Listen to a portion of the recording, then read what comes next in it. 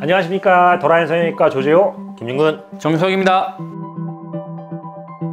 오늘은 셀룰라이트. 네, 셀룰라이트. 셀룰라이트는 2000년대 초반에 의사들 사이에서 확산된 개념이에요. 그전에는 미용적 목적으로 일반 피부샵에서 혹은 홈쇼핑 같은 데서 여성들이 허벅지 같은 데 울퉁불퉁한 지방이 매끈하게 되는 걸 기대하고 셀룰라이트 개념이 퍼졌다가 의사들의 치료 행위로 들어온 건 2000년 초반. 그로부터 거의 25년 동안 흘른 거죠. 지금도 셀룰라이트를 다루는 병원은 생각보다 많지 않아요. 또 의사들은 원래 셀룰라이트라는 용어를 안 쓰는데 이게 하도 많이 쓰다 보니까 이제 의사도 셀룰라이트라고 합니다. 그렇죠. 이게 원래 의학적 용어는 아닌데 너무 보편적으로 쓰다 보니까 그렇죠. 우리가 그냥 관습적으로 받아들이자, 그렇게 된 겁니다. 명칭이 또 따로 있습니다. 어쨌든 셀룰라이트 치료됩니까?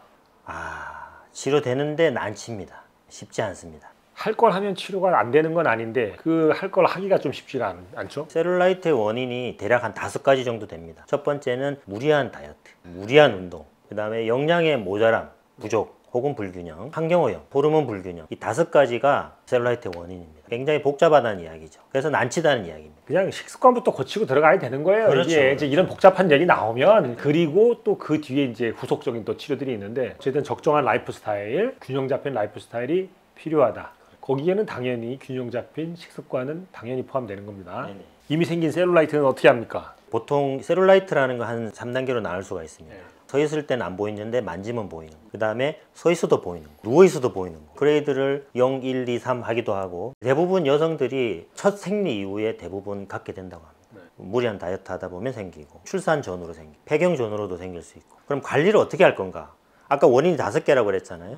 그것을 다 건강한 식으로 만드는 게 사실 관리입니다. 그런데 이제 시중에는 그런 거 제외하고 마사지 할 수 있는 거, 바르는 제, 보조 치료는 보조 치료일 뿐입니다. 근본적인 치료가 쉽지 않습니다. 일단은 건강한 라이프 스타일로 더 이상 진행을 멈추고 그리고 치료 시작하셔야 됩니다. 건강한 라이프 스타일 되지 않는데 계속해서 셀룰라이트는 진행하는데 또 진행하는 걸 또 치료하고 있는 거죠. 이래서 난치라는 겁니다. 그래서 라이프 스타일 딱 고쳐서 더 이상 진행되는 거 막아놓고, 그리고 순차적으로 치료하는 다양한 방법들이 있습니다. 그러면 이제 더라인에서는 셀룰라이트를 어떻게 치료하느냐? 줄기세포 재생인자를 셀룰라이트가 심한 곳에 넣어주면, 셀룰라이트라는 건 지방 조직이 물리적으로 변성됐는데 부종, 염증, 섬유화가 진행된 겁니다. 그럼 거꾸로 돌릴 수 있는 가장 강력한 수단이 줄기세포 재생인자입니다. 그 외에 여러 가지 장비 시술을 병행하면서 6주 간격으로 꾸준히 치료하다 보면 매끈해지고 건강해집니다.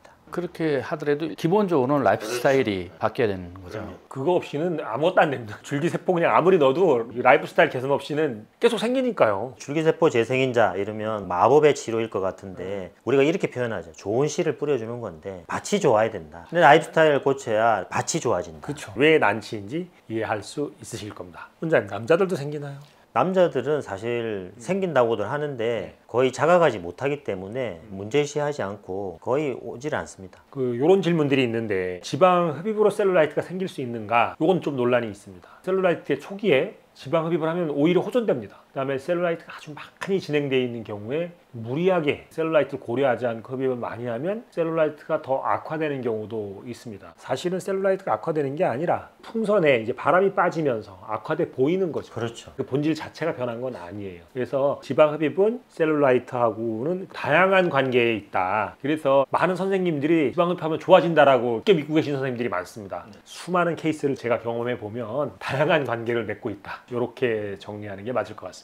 예전에 저도 이제 그렇게 배웠었고, 흡입을 하면 셀룰라이트 개선이 된다. 요즘 같아서는 이제 지방분해 주사를 이용해서 셀룰라이트 개선 가능하다, 이런 말이 있는데 그게 사실인가요? 초기에 심하지 않을 때 지방분해 주사 많이 해봤는데 볼륨 자체가 주니까 마치 그것이 해결된 것처럼 매끈해지니까. 근데 아까 말씀드렸지만 셀룰라이트는 염증 부종이 반복되어 있는 거기 때문에 주사는 사실은 n분의 1의 효과, 부차적인 효과가 있고 5가지 원인을 건강하게 만드는 게 메인 치료라고 볼 수가 있습니다. 효과는 있겠지만 근본적인 치료는 아니고 부분적 개선만 있을 것이다, 이렇게 볼 수 있겠습니다. 그러니까 눈에 보이는 시각적인 것은 개선이 되지만 초기에 저변에 깔려있는 병리적인 그런 문제는 해결이 안 된다. 그렇죠. 덮어버린 거다. 셀룰라이트가 워낙에 이렇게 난치적인 질환이기 때문에 셀룰라이트 치료에 진심인 병원이 이렇게 많지 않습니다. 그래서 이 부분에 대해서 진짜 본질적으로 내가 좀 해결하고 싶은 욕구가 있으시다, 가로수길 놓으시면 됩니다. 오늘 내용이 도움이 되셨다면 구독, 좋아요, 알림 설정 부탁드립니다.